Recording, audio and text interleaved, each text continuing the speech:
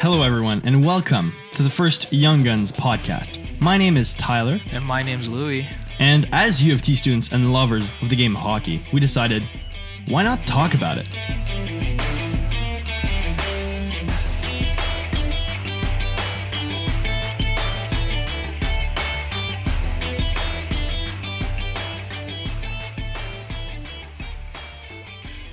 Every week, basically the first segment of our podcast, we're going to be talking about the Montreal Habs.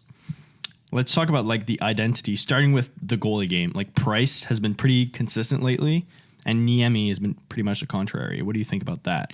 Yeah, I mean, the thing about Niemi is he's got such great games. You know, he made, I think, 52 saves on 53 shots against Florida, which is really incredible, but he's just too inconsistent for my liking. Like last year, 929 with the Habs.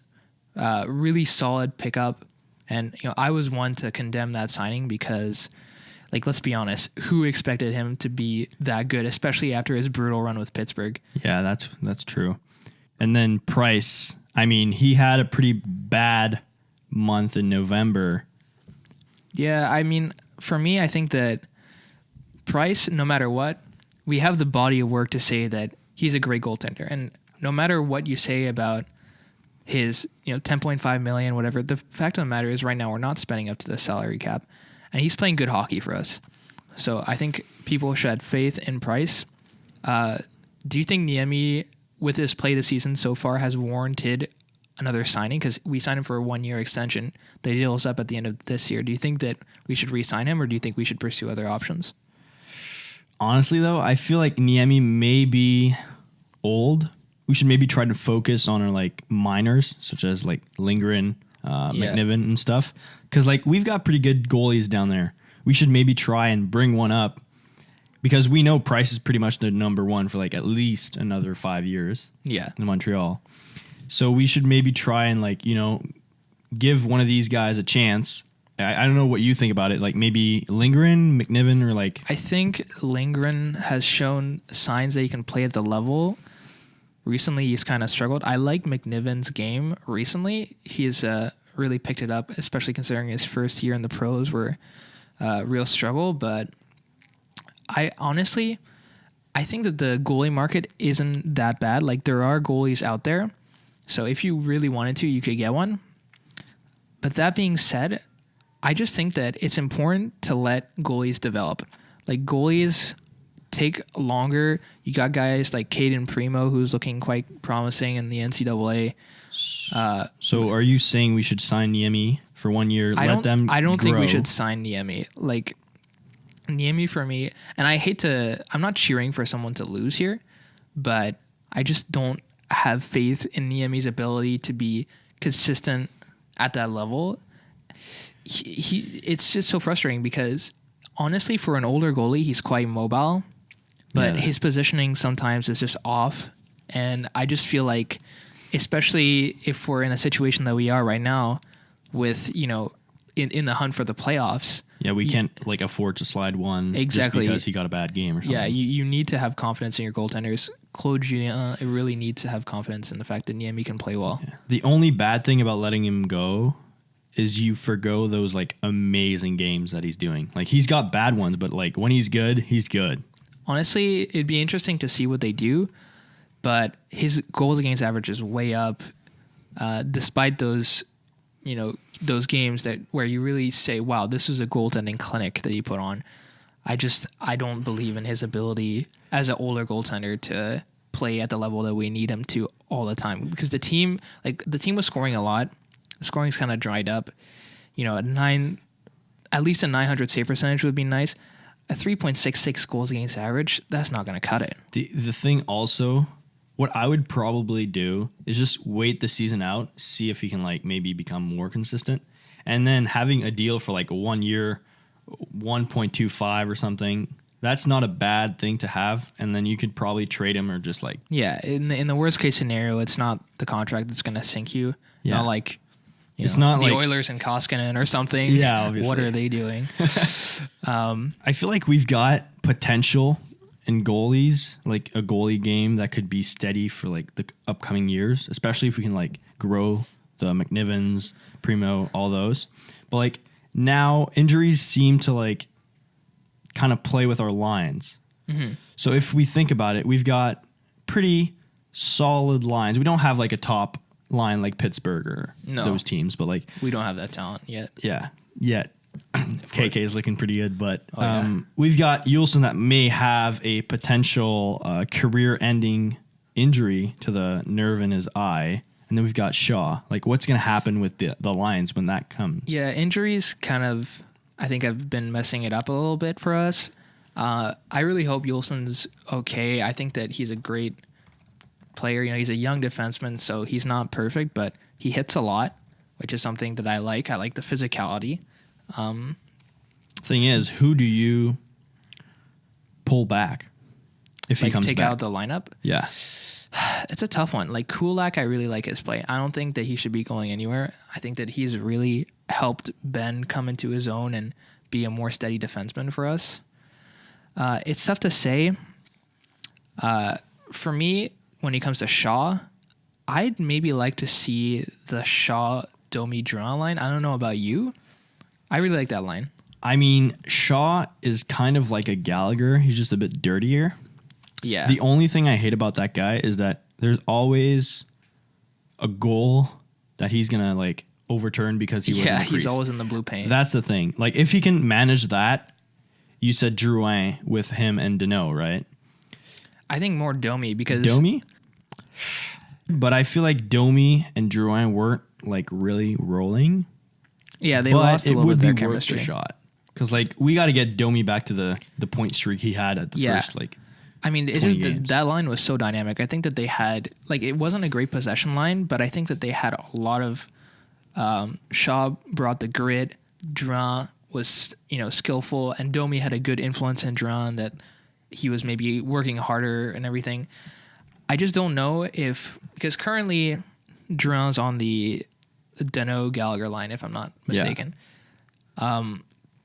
I don't like. Yes, he's gonna maybe have less turnovers and things like this on that line, but is he really gonna show all of his offensive skill on a line like that? I'm not sure. Right now, Price is playing really well, but we can't expect to score 2 goals every game and win every game.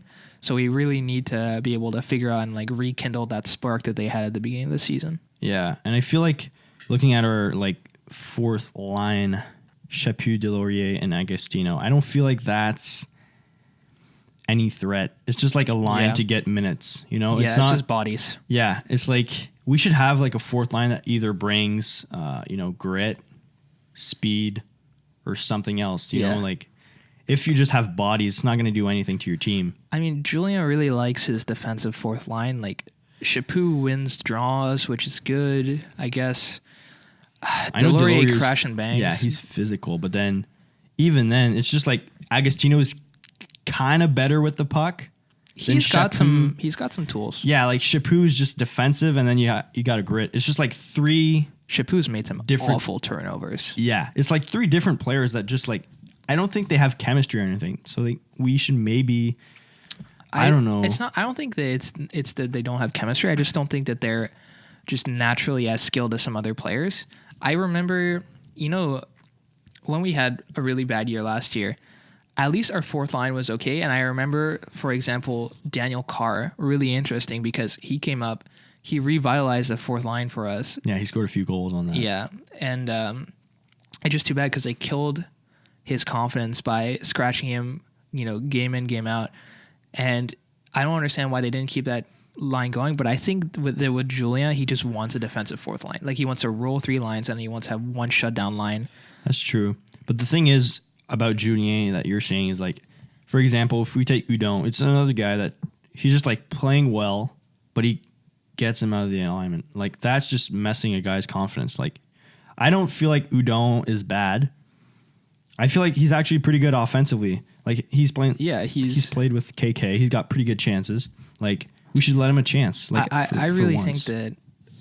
I think that his type of game isn't adapted to the fourth line, especially in the role that Julien wants him to play. And I don't think that it's good for his development to put him in that kind of role because he's an offensive player. 30 points in your first year, that's not bad. Yeah, 10 goals. But like right now, he's playing with KK and Armia. So that's a pretty good line in my opinion. Like that could be potentially like they could have points like every like 2-3 nights. But I think the reason that he's playing there is because Byron was on that suspension. That's true. So Byron comes back. Is Hudon just out again? Like I think they should give this guy a chance at least.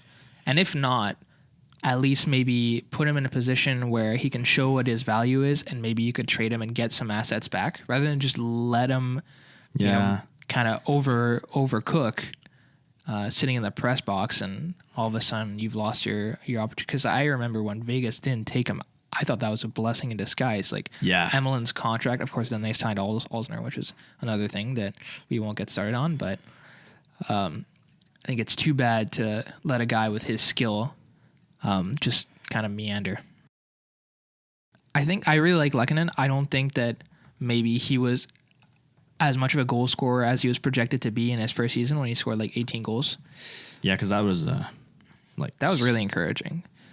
But honestly, when we drafted him, I don't think anyone really expected him to be as sound a player as he is, like already up with the big club and everything. So I think that he's a useful player. I just don't think that maybe he's the scorer that was projected to be.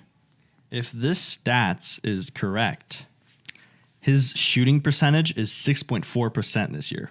Yeah. So that's low. Like, okay, he's not Ovechkin. Like, he's not going to score on 25% of his shots. Yeah, obviously. But I think that you should expect at least 10%. Yeah. And he had 11.4 in his first season where he scored 18 goals. Yeah. So, like, 12% is really where you would want to be as a scorer. Yeah. 12, 13. At least. For that a guy that type, you know, like not these line A and big names.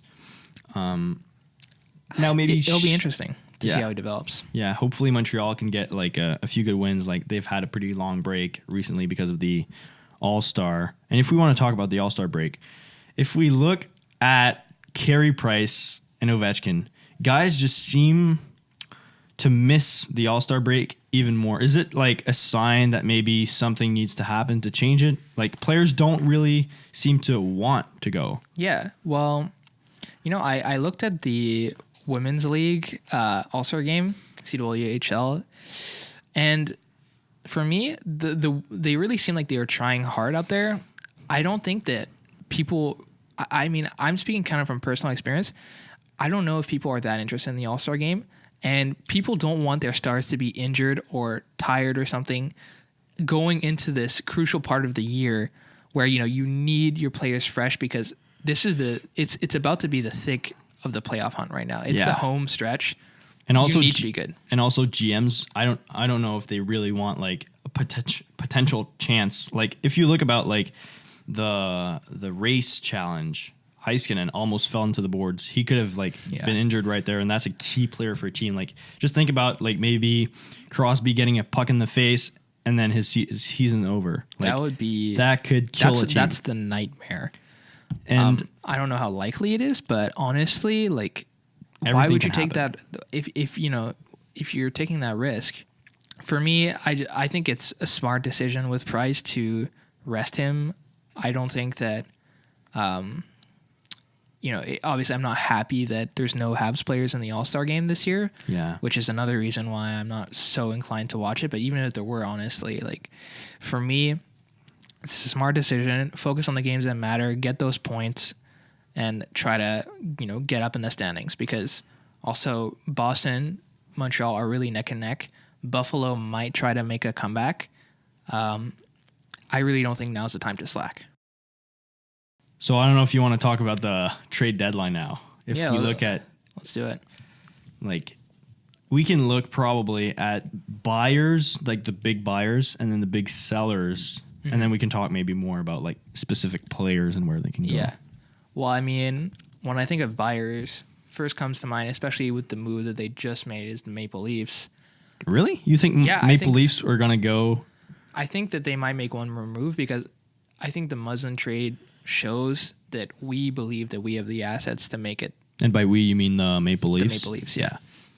I think they believe that they have an opportunity here to go for the Stanley Cup.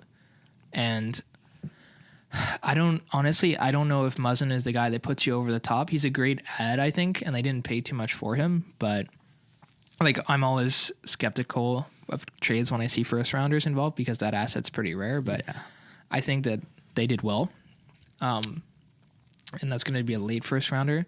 But I wouldn't be surprised. I wouldn't be surprised if they decided to maybe add some more depth to their D because now Ron Hainsey slots in a third pairing role, which is more adapted to him. Yeah. His underlying numbers are not good. Like, Ronald Hainsey is not playing good hockey right now. I'm not sure if he's the guy you want to depend on. Pittsburgh did it a couple years ago. I don't think he's the same Ron Hainsey. Do you think that the Leafs are going to be shopping for forwards, defense, goalie? Potentially. I don't think goalie because at this point they would have done it. I think that now they're kind of Sparks and then Anderson. It's kind of what you have and you got to make do with it. Yeah. But even Montreal could be making a move. I just feel like we don't have any. Like, let's say we wanted to go for a guy like Panarin, Nylander, maybe even a Kovalchuk for some goals. We'd have to get major assets for that. Like, what do we have? Like, not to talk too much about like the Habs, but like you got to have some pieces to get something. Like, you got to give to give. I think this is going to be a good test as to whether Mark Bergevin has learned, because I think that in the past you've seen him made 1-for-1 trades, like the Subban Weber trade, which we're not huge fans of, obviously.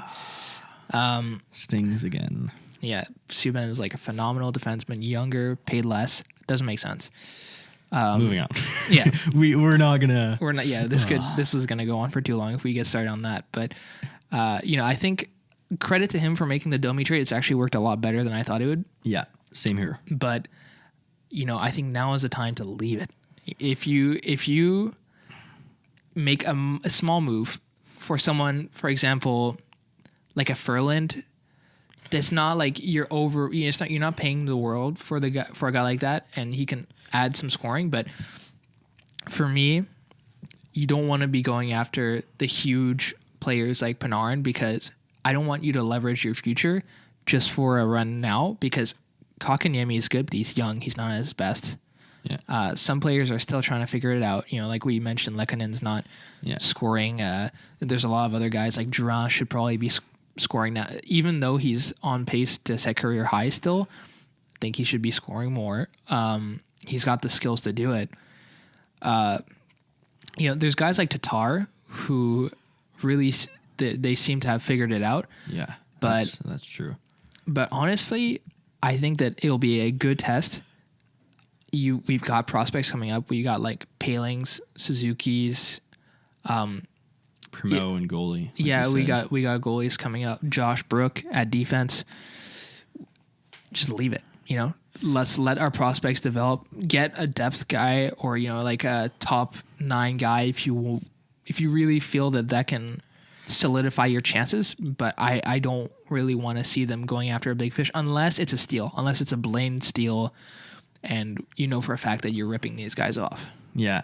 Honestly, I just feel like any move that Bergevin makes should be something that is going to be here next year and like for the years to come. Not basically a move for a run this year, more like a move to solidify the team for the next years. Because like if you look at like, let's say Capitals, Penguins, those are guys that are going to want to get more cups. But like these guys, like Ovechkin is getting older, although they have a pretty young team other than that. But the Penguins have their 2 major centers getting old, so they're talking maybe trading Broussard, but maybe these guys should be making a move for like some kind of offensive threat or maybe a defense. Like they could be major buyers. Yeah. Speaking of the Penguins, I don't know if you saw the Alexiak trade. That's really interesting because it's the exact same trade. Exactly, yeah. Except they got like basically, I think it was 50 something games and like playoff games out of that guy just for like getting the same draft pick. Most likely around a full season. Yeah. I've never seen that happen. I just think it's really interesting to think about. And like, for example, I think that the Penguins might be planning something. Yeah, I just feel like this GM like has always something like a card behind his back that he's not showing. Like, I don't think it's gonna be a Kessel or something as huge. Yeah, maybe not as huge, but like maybe even like, I don't know, a small move for like a Kapanen or like some useful piece like that. Maybe like Mark Stone is pretty big. But he's big, but like he's got no contract. So like he like every player that doesn't have a contract is worth less. Yeah, I think they might explore rentals. It just I don't see why the Pittsburgh Penguins would shed assets. Yeah, me neither. It doesn't really make sense in the position that they are. They've still got some life in them to make some runs, even though they've had a really successful history. Yeah. And, I feel like maybe this year it's going to be like a different trade deadline. I just feel like it's going to be like, if you look at the big names, you've got Bobby Lou, Howard, and Talbot for goalies. Talbot is not. Yeah, he's probably not. He's probably going to be like a money dump or something. Yeah, he doesn't hold much value. But who knows? I mean, he had a crazy season. He was I think almost a 9. I think 917 is what he was. I'm gonna check it. He played almost. I think he is at least 70 games, and he was consistent. I mean, if he can get back to that level, that might be a steal. But once he played 73 games, that was in 2016-17, and he got a .919. Average. That's insane. That's great goaltending. Like on the Rangers, he played almost 40 games, got a .926, and the year before he got .941 out of 20 games. Yeah, he can get those numbers. I thought he was Hank's successor. Honestly, I was confused as to why they traded him at first. He's not looking as great now, and he doesn't have that trade value. But I mean, who knows? Maybe it could be a steal. Yeah. Like someone might want to try. Yeah, it could be like a type of Niemi. Like he's bad and then he gets really good, and he's nowhere as old as Niemi, so he's still got some life in him potentially. In general, I don't know if on trade deadline day is going to be the craziness that people make it out to be every year, because let's be honest, it hasn't been that in a few years. But I think that, just like the Muzzin trade, people are going to make trades earlier, and it's going to be interesting leading up to it, who's on the move, and we'll cover it all. Of course. I'm just trying to figure out if, like, you're looking at young names like Puljujarvi, Nylander, Burakovsky. These guys, in my opinion, could have significant, trade value. I mean, I don't know if their trade value is high, but Puljujarvi was a fourth overall, third overall. Yeah, fourth overall. I think he was projected to go third, and they went fourth. People were kind of confused as to why Columbus went with Dubois instead of Puljujarvi. But this guy, he's skilled. I don't think that he's had the framework put in place, and people have started to see holes in his game. But if the Oilers sell low on these guys, I think that you could potentially get a steal there. And it's just so baffling with the Oilers. Why just leave it? Leave it. Don't sell low on these guys. How, the most plentiful asset in the league is wingers. How can't you get wingers for McDavid? It's craziness. Looking at the market, I'm not talking that they would go for like a Panarin or something, but like wingers, there's a lot. Like Panarin, like I said, Nylander, Kovalchuk even, Zuccarello, Kapanen, Simmons. Like all these guys are pretty good wingers. Like if you even add up Furland and Stone. Yeah. Like that can be, like if you think about it, I don't think Kovalchuk is as fast, but there's fast guys. Yeah. Like maybe like if you want goals with McDavid, you can get a guy like Kapanen. He's fast. Yep. You put him with McDavid. That'd be insane. He's just gonna tip it in 20 goals a season at least. At least, yeah. He could probably score 20 in his sleep with McDavid. Yeah. Like anybody with McDavid is gonna be better. That was proved with like Chasson. Yep. Because that guy is not a goal scorer.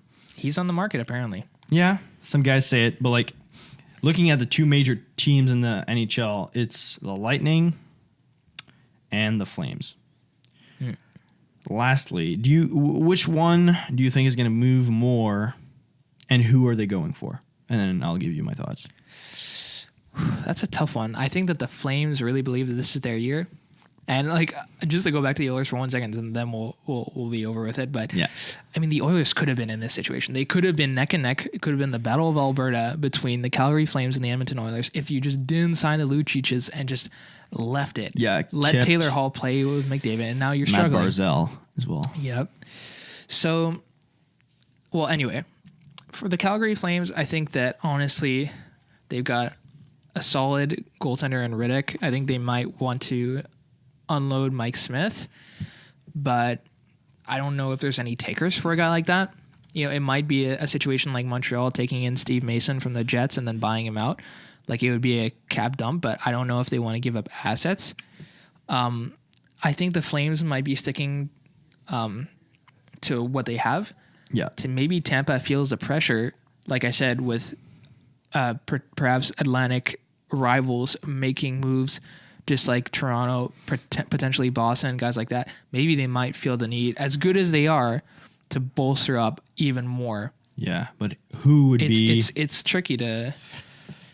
Because I'm thinking about it. I'm looking at the names, and like, because they're complete at every position. Yeah, they like, don't have one need. Maybe like I'm thinking maybe a backup. That's the only thing. Like, yeah, I'm not sure if I have as much faith in Domingue. Yeah, Domingue has been like not consistent. I feel like maybe a guy like Furland. Maybe he's got speed. Maybe Stone. It could be. It's not that like maybe Furland's like a smaller name. You know, he's not like big. I mean, likely whatever they value. do, it'll be a good trade because they're just so smart. Like, I their know, they asset just seem management to is pull insane. something off. And coming back to the Flames, I just looked at their lineup. You've got Gaudreau, Monahan, Lindholm as your first line, Which is insane. Because I think they have the most players with 50 points or more. I think it's like 6. I don't know if you want to check that. And then their second line is Backlund, Kachuk, Frolik. Then it's Jankowski, Sam Bennett, James Neal, and finishing with like 3 random names, but like.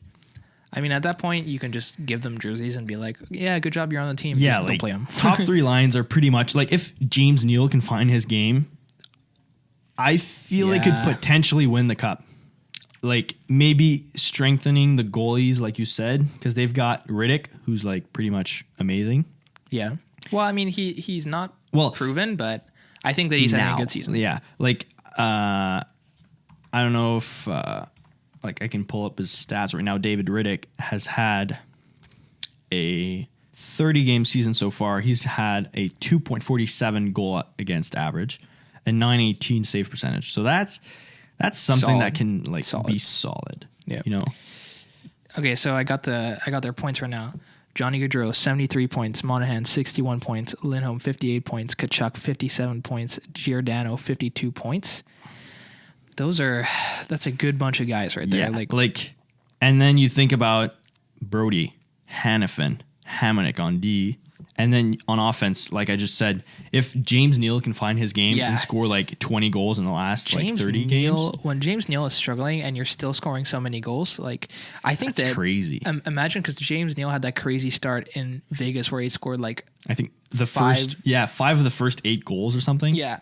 That was crazy. And he like imagine he gets to that form in the playoffs. The Flames are a scary team. And like the Monahan, Gaudreau, like obviously I feel like Monahan, they don't play in Gaudreau, a strong conference. What? They don't play in a strong conference either. I don't know who's going to rival with them. Like looking against them, they would have the Sharks and the Golden Knights.